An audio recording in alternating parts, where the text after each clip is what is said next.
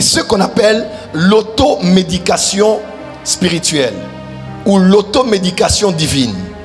L'automédication divine. L'automédication divine.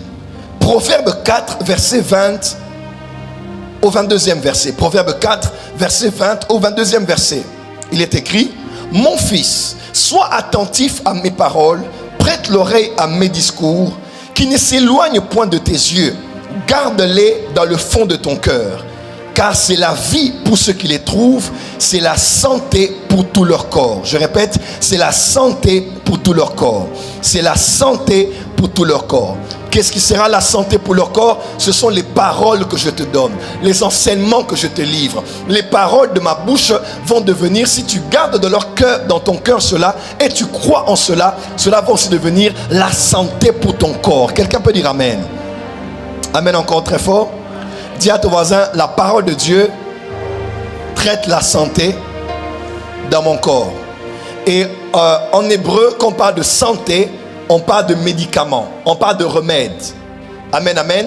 Donc la parole que tu entends, les versets que tu entends, la pensée de Dieu écrite que tu entends, si tu crois en elle dans ton cœur, elle peut se transformer en remède. Elle peut se transformer en médicament. Elle peut se transformer en cure pour traiter tous les problèmes que tu as dans ton corps.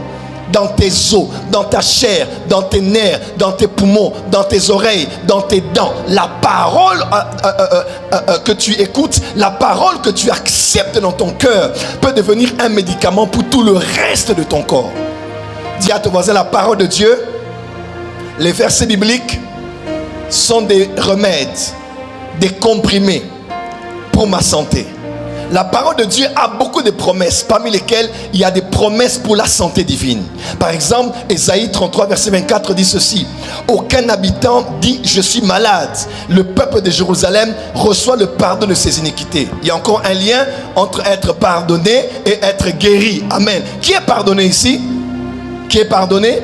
Et puisque tu es pardonné, tu es éligible à la guérison divine. Je dis, tu es déjà élu pour la guérison divine.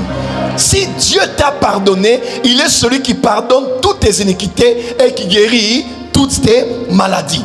Alors tous ceux qui sont à Jérusalem, qui est à Jérusalem ici? Il doit dire, je ne suis pas malade. Dis à ton voisin, je ne suis pas malade. Parce que j'ai cru à la parole, j'ai cru en l'œuvre de la croix, je ne suis pas malade. Donc, chacun, on n'a pas dit que tu n'es pas malade. Lui-même, il dit pour son compte,